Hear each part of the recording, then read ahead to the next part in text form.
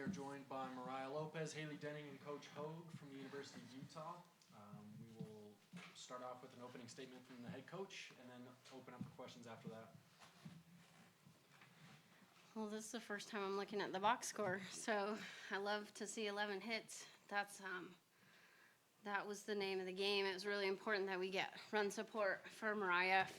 They've seen her so many innings, and it's really important to get a big number up early. And we got a big number up early and never looked back. Really proud of this team. Coach, big picture, what does it mean for the program to make its first Cotton Bowl series since 1994? It's been too long, but they've been building and doing all the things that it takes to get there. You can't take what we just did for granted. It's incredibly hard. And I just talked to my former coach who's been there, took me there, led us there, Jo Evans, and she took her program at A&M there, and she said, you got to enjoy every minute of it because it's just so hard to get there. So you're go and have a good time. What does it mean to you as a former player that was there the last time Utah went, and now being the head coach and taking the team there once more? None of this is about me, and I know that's pretty cliche to say, but the alumni, this is for everyone that helped build this place. From the university who decided to build a nice stadium that we could fill up and do this. I mean, there's so many pieces that went into place, and the alum that's out there, they built this. And I just got to write the lineup and be a part of the ride. So really proud of the accomplishment because there were so many people involved. And we should be proud of that fact, that it was a whole group that got this done. If this is for everybody possible, it's fun to get there and you should enjoy it. But don't you also want to compete and have a chance for, like, you guys are good, you could go far. What's that feeling of like, we're not done yet?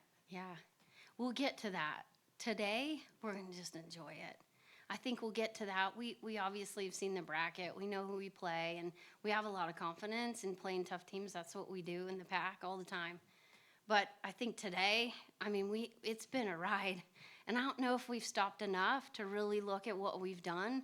And I really hope that every one of us does nothing but enjoy today. And then we'll get to work, like you said, Holly. We're going to get after it. Coach, congrats. What message did you have after game one that the team clearly bought into by winning game 2 and 3? I love that everyone always thinks it's some message. It's not, though. It's not. These girls, they did that. They rallied each other. They stayed after and had conversation. The one thing that we did as a coaching staff, though, is we asked them how they felt right after they lost that first game because they didn't play like they normally do. And we wanted them to share what the feelings were because they were kind of unrecognizable to us and more tight. They were tight as a drum. So I thought that they needed to talk about it so that they can say it out loud and be aware of it and then find a way to bring the energy they're used to bringing. So I think if anything, they hated us that moment because we made them talk about how they felt out there. But even the kid that struck out twice, just standing there, how'd it feel in the box? That was kind of mean of us. But I think once they realized that they weren't themselves, they knew. If they would have lost after they played well, I'd have been worried.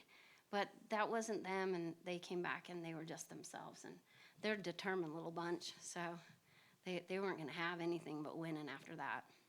And how impactful was the home field advantage? The crowd was just so supportive. I felt the energy out there. What was it like for you? Yeah. I won't speak for them, but they can answer that. Would be a good thing. But the crowd fired us up. It was just meant to be for us to be able to be here to celebrate this because either way, we were going to maybe go and get it done on the road. But to be able to be with everyone here and enjoy it together with our fans and with our administration and with Holly at home, everybody was here. It just means so much more. And I think that we raised the bar a little bit, and we want these fans to come out when it's snowing in mid-March when we're playing at home, not just when it's all super regionals and happy, but it's a call out to all the fans because we know you're out there, so keep coming. Mariah, San Diego State's coach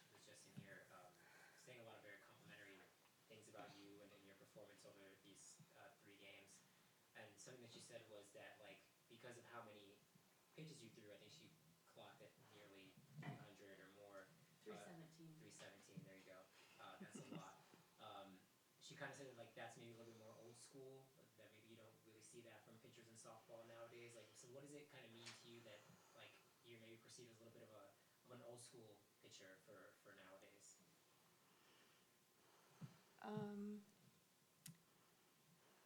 Okay.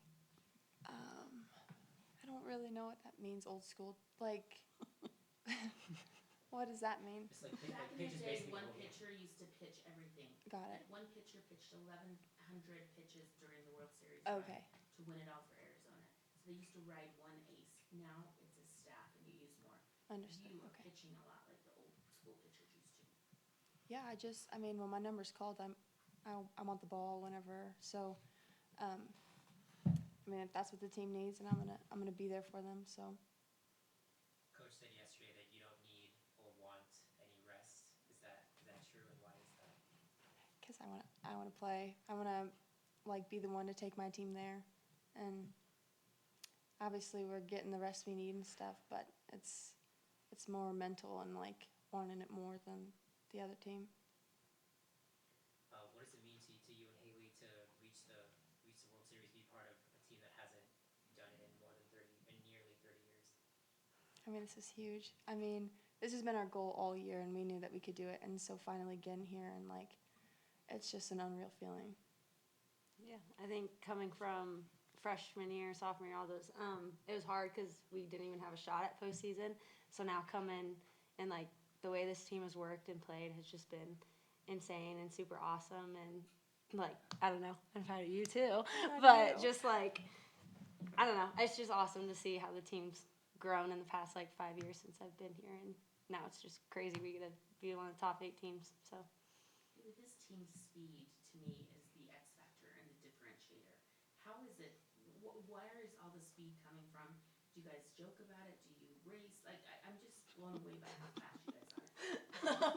I don't know. She recruited everyone, so I think we work hard in the weight room too to get all the speed that we need, and we always compete. All the slappers are always racing each other whenever we have to do sprints inside the weight room and stuff. So she recruits good. So I recruited her after a wild pitch that bounced off of a catcher's glove and went about to the end of that table, and that was enough for her. She's like, I'm scoring from third on a wild pitch that went that far. Like, she picked it up and went to tag her and couldn't get her. Like, it wasn't even a pitcher coming in. I'm like, I want that kid. I want that kid on my team.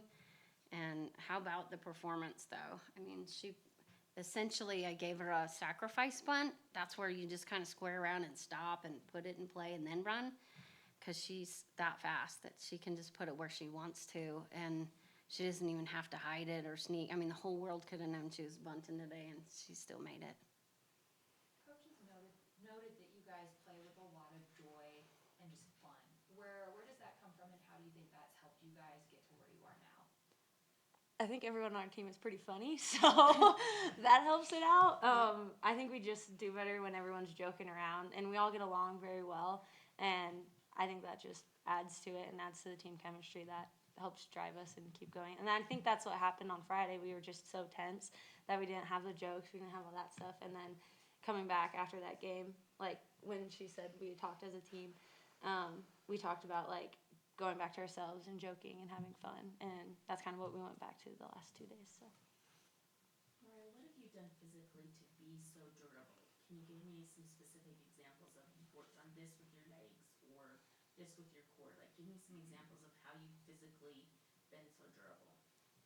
I think just building endurance the whole season has been important, and then like there are some days where like some parts of my body are more tired, and Coach Page will give me cues like push harder with your legs, or speed up your hand, and like just focusing on those type of things. Coach, from afar, how would you sort of characterize the trajectory, or I guess the potential of San Diego State's softball program? This coach was saying earlier that like they might go to the Pac-12 soon, and she was remembering how Utah made their transition and how maybe that really helped you guys as a program be here at stage with the more resources, stuff like that, and she's maybe anticipating potentially having the same thing for her program. But I'm wondering just like from the outside looking in, like what do you think of San Diego State's program? Well, I remember being in the Mountain West Conference when I took this job, and we were picked to take dead last when I got handed the job. And building a program from that point to the point where we were going to win the Mountain West Conference, then we traded conferences, and then back to the bottom again. Pick to take last, and we did. It took us a while to chip away, a couple wins, 4 wins, 8 wins. Then we got double-digit wins, and then went to the 1 game away from what we just did, right? And so, I mean, that's what you have to do when you play in a conference like theirs. I mean, you just chip away, and you just build with what they got, you know, and they've done a good job building their program, and they were tough to beat today. What's it like being a part of an athletic department where there are several teams that have kind of chipped away at, and this year you're seeing the fruition of a lot of teams have made the top in the Pac-12 this year. Yeah. You're one of them. You beat me to the punch with that one. Thank you. I'm just trying to keep up with the Joneses around here. I mean, the things that they've all done, the momentum that we've had in our department because of the winning. I mean, I was the rowdiest one at the Rose Bowl last couple years, and hopefully I wasn't on camera, but and then with volleyball and with basketball and I mean, it's just been rolling. You can't even name them all. But around here, the talk was, because I knew we were good, and they said all of the seasons are going to end, and then it's going to be baseball and softball, spring sports are coming, and all that attention and all that fan base that has just jumped from the fall to the winter sports to the spring sports. They just followed through, and I mean, how solid of a year for Utah athletics. Solid, top to bottom. And again, you're just trying to keep up with those around you. The coaches are doing a great job, and the kids are winning. Seems like there's a lot of chemistry throughout Utah's athletic department. All the coaches seem to have a very similar mindset. Do you get that sense? Yeah. Well, it's fun because everyone's working their butt off, so you don't always see their faces. But we're on text thread all the time. I'm hearing from gymnastics coach. I'm like, you're at nationals. You shouldn't be texting me. But I'm texting him. He's about to take the floor. Same thing throughout the coaches. I mean, I had the volleyball coach here. I had the women's basketball coach here. Just hearing from all of them. We just support each other. Maybe you don't see their faces because they're working. But you feel the support from everyone. Even when administration can't make it, they're watching. They know what you're doing, and they're super proud of you, and you feel that. Time for one more question. Yeah, for either Haley or Mariah, like, what is it like for the two of you as young women to be at a school where women's sports is really thriving, especially in the last couple of years? Okay. I think it's really awesome. I mean, we had the Title IX banquet this year, and this was the first year that we got to do it, and that was a super awesome experience just to have all the female athletes come together, and there was like alum and like a bunch of people from the school, and so I think it was just really cool to see like how all of the women's teams got to go together and like support each other. And then we had our soccer team, they sent out like a thing on like Twitter and Instagram and stuff, like trying to support us, and they're always out at the other female sport athletes, and so I think it's just really cool to see us like supporting each other, and I don't know, just awesome. I do have some breaking news. Breaking news. You're gonna play at 9:30 on Thursday night. Evening. 8:30 Eastern local. time. 8:30. I don't It's know. the dogs. Thank you. All right. Thank you, ladies. Thank you. Go Utes. I always want to clap after. Nobody ever wants to clap. It's a little stiff in there for me.